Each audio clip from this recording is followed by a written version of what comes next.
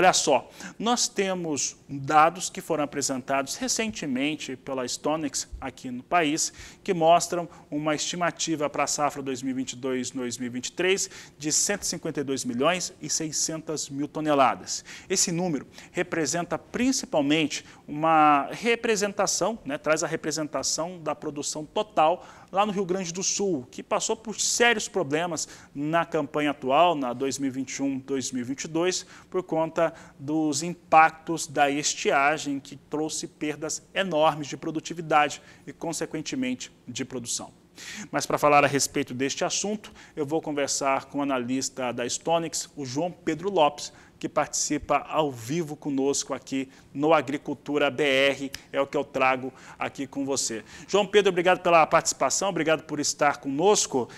Temos números interessantes, são um dos primeiros números que são mostrados em relação à safra 2022-2023. Como é que ficou a ocupação diária, como que ela aumenta essas áreas para a safra de soja nova aqui no Brasil, que vai poder começar a ser cultivada ao final do vazio sanitário, alguns estados já com o vazio sanitário encerrando em 15 de setembro. João, boa tarde, seja bem-vindo.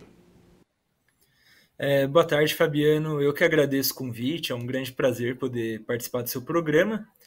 E, bom, falando um pouco dos nossos números, como você já comentou, a Stonex estima uma produção brasileira de 152,6 milhões de toneladas em 22-23, que é essa próxima safra, que é um aumento de quase 20% em relação ao ano passado, à safra atual, E justamente, como você comentou, parte desse aumento resulta de uma melhora na produtividade esperada, principalmente para os estados do sul, que tiveram grandes problemas com estiagem nesse começo de ano, mas também em função de um aumento da área plantada, A gente espera um aumento na área plantada total de 3,9% em relação à safra 21-22, que significa uma área total de 42,9 milhões de hectares.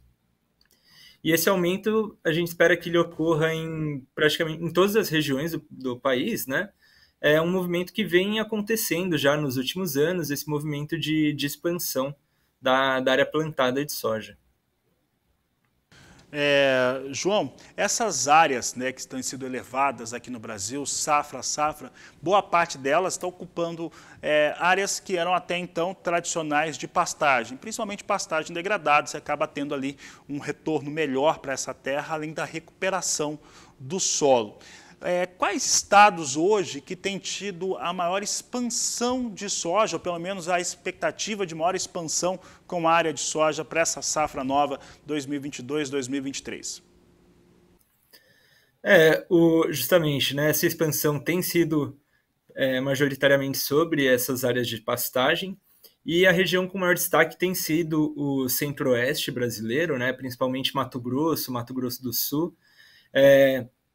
Nessa próxima safra, a gente espera uma área plantada de 11,8 milhões de hectares no Mato Grosso e de 3,8 milhões de hectares no Mato Grosso do Sul. São crescimentos aí de, respectivamente, 4,4% e 6,7%. Destaco que ainda há espaço para novos crescimentos. A gente ainda tem áreas de pastagem que podem continuar sendo exploradas nessa região. Então, Centro-Oeste tem se destacado como essa principal região de expansão. João Pedro, eu vi ali alguns dados desse levantamento da Stonex que mostra também que teremos uma elevação no consumo interno aqui no Brasil, no caso da soja, e também uma elevação nos estoques de passagem da safra 22-23, chegando aqui a um dado, estava olhando agora há pouco, sumiu 6 milhões e meio de toneladas. Tradicionalmente o Brasil não tem um grande estoque de passagem, Os nossos estoques normalmente são mais curtos mesmo, isso safra a safra. Estes números de 6 milhões e meio de toneladas condiz com essa realidade de mercado que nós temos hoje? Quer dizer, é mais alto historicamente, mas chega a trazer, na opinião de vocês, algum desequilíbrio em relação à oferta e demanda interna? Não, justamente, o Brasil não tem né, a gente observa pelo histórico que não costumamos ter esses estoques de passagem tão elevados. Ele é um pouco mais confortável que nos últimos anos, por exemplo, né, que a gente teve uma demanda maior que a produção, né, mas ainda assim, eu acho que ele não é capaz de trazer tanto alívio assim, né, a ponto de pressionar muito os preços no país, tanto que a demanda doméstica tende a aumentar, as exportações tendem a aumentar, então equilibra um pouco, né, esse aumento da produção também. E, João, eu deixei para perguntar nas últimas perguntas, né? A estimativa de exportação da Stonex é algo na casa, né? Próxima a 100 milhões de toneladas de exportação na safra 2022-2023. Como que isso ocorreria? Como que seria essa ação do Brasil, que é o maior player do mercado internacional? Como que seria essa ação? Essa soja basicamente vai para a China aumenta a compra da oleaginosa aqui do Brasil, vai soja para outros países. Como que a Stonex tem imaginado este cenário para a safra nova? Esse aumento na exportação deve ser principalmente absorvido pela China, né, que é o principal comprador de soja no mercado internacional. Nos últimos anos, a pecuária chinesa, né, teve algumas dificuldades, teve alguns problemas de produção, alguns problemas com elevado custo, né, mas é uma atividade que tem se recuperado no país, a demanda por lá tem aumentado, a expectativa de aumento da produção pecuária tende também, né, a demandar esse maior número de soja. Além disso, recentemente, a China tem vivido algumas tensões, né, com os Estados Unidos, por toda aquela questão envolvendo Taiwan. Então, acaba que o Brasil também se beneficia, né, desses pontos. Então, acredito que a maior parte desse maior volume exportado vai, sim, ser destinado à China.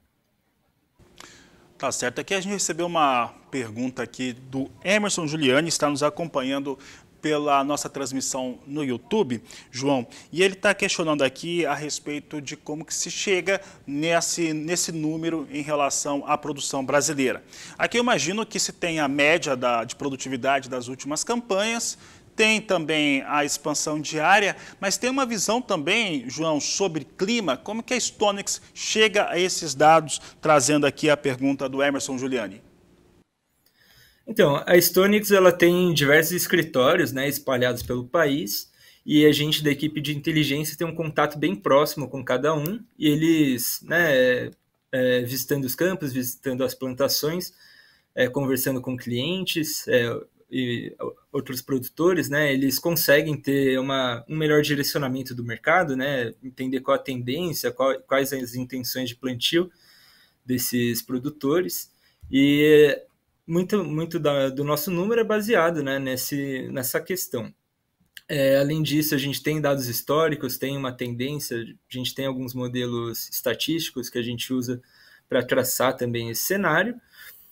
Mas, bom, para essa primeira estimativa, né, esses primeiros números,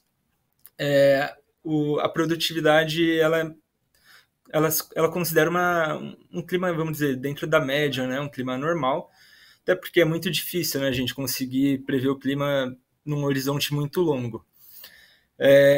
Considerando, né, uma condição normal, a gente espera essa produtividade, também considerando, né, as produtividades passadas, mas é importante ponderar, né, que a safra ainda está no começo, né, ainda vai ser plantada, tem muito chão pela frente, o clima pode mudar completamente. Então é bom continuar acompanhando, né, essas estimativas, entender se vai ocorrer alguma alteração, mas, bom, basicamente assim que é realizada a nossa estimativa. Certo, João, para encerrar aqui, vou complementar a pergunta. Com o cenário de laninha fora, né, fora do radar, podemos ter uma expectativa realmente melhor em termos de produção, pelo menos chuvas com uma regularidade específica, que o Laninha, na verdade, ele tira essa regularidade, né, das precipitações. Seria esse também o pensamento? Seria sim, né? A gente veio de 2 anos com Laninha, que, querendo ou não, prejudicaram bastante a nossa produção de grãos, né? E com essa expectativa de que a gente tenha um ano, né, entre aspas, normal, devemos sim ter uma produtividade melhor, uma produção melhor, né, com mais dentro do mais perto, mais próximo do potencial que o Brasil tem para produzir soja.